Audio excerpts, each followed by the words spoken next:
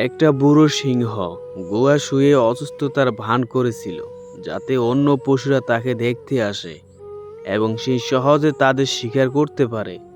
সে গুহার ভিতরে ঢুকে রটিয়ে দিল যে সে ভীষণ অসুস্থ। খবর শুনে বনের অনেক পশুরা রাজাকে দেখতে আসতে লাগলো, কিন্তু সিংহটি ছিল দূরত্ব। যে কোনো পশু তাকে দেখতে গুহার ভিতরে ঢুকতো, সে এমনি তাকে শিকার করে ক্ষুধা মেটাতো। এইভাবে অনেক পশু প্রাণ হারালো, কিন্তু কেউ আর বাইরে ফিরে এলো না। একদিন এক চতুর্থ শিয়াল গুহার সামনে এসে হাজির হলো। সেই সিংহের স্বভাব জানতো, তাই ভিতরে না ঢুকে দূর থেকেই জিজ্ঞেস করলো, মহারাজ, আপনার শরীর কেমন? সিংহ দুর্বল গলায় উত্তর দিল, খুবই খারাপ, অসুস্থ বন্ধু। তুমি ভিতরে এসে পাশে বসো, কথা বলি। সিংহ বলল। শিয়াল তখন গুহার প্রবেশ পথের মাটির দিকে তাকিয়ে মুচকি হাসলো।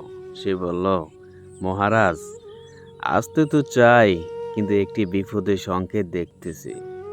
এখানে ভিতরে যাওয়ার অনেক পায়ের ছাপ আছে, কিন্তু বেরিয়ে যাওয়ার আশার একটিও নেই। যারা আপনার সেবা করতে ভিতরে ঢুকছে, তাদের পরিণতি আমি বুঝতে পারছি। তাই নিজের বিপদ ডেকে আনতে আমি ভিতরে যাব না।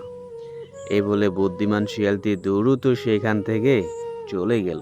গল্পের শিক্ষা: সব সময় চারপাশে পরিস্থিতি পর্যবেক্ষণ করা বুদ্ধিমানের কাজ। অন্যের ভুল থেকে শিক্ষা নিলে নিজের বিপদ এড়ানো সহজ হয়।